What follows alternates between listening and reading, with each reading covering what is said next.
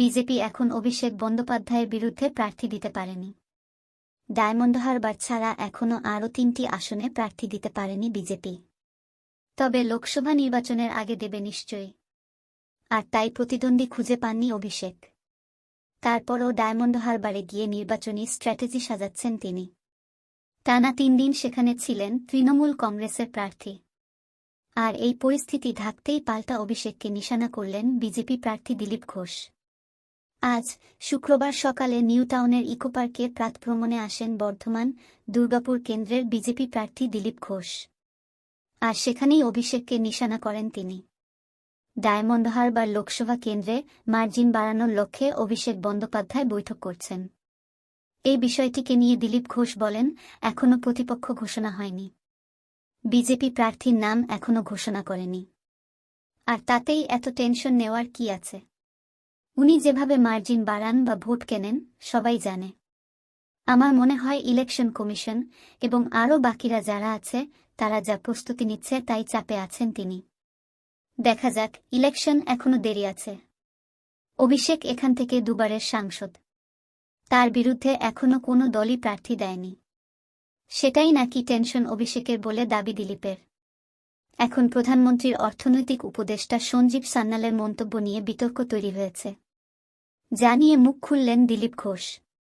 তার কথায় বাঙালি সম্পর্কে অনেকে অনেক কিছু বলে থাকে।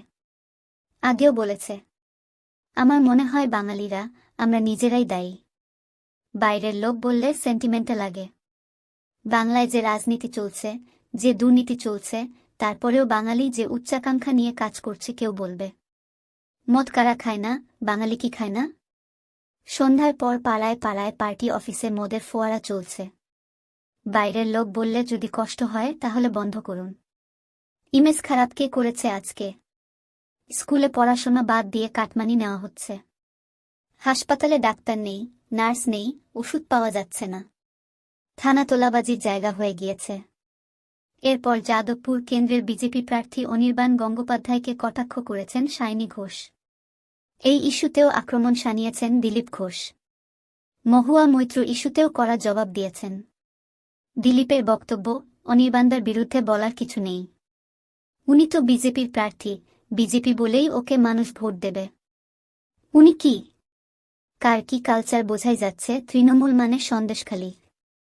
সায়নী ঘোষকে এভাবেই আক্রমণ করেছেন দিলীপ ঘোষ। আর মহুয়া মৈত্র ইস্যুতে দিলীপের কটাক্ষ, উনি রাজা, কৃষ্ণচন্দ্র রায় বাংলার রাজাদের মধ্যে এখনও সবচেয়ে পপুলার। তাকে নিয়ে এখনও মজা, গান, নাটক হয়।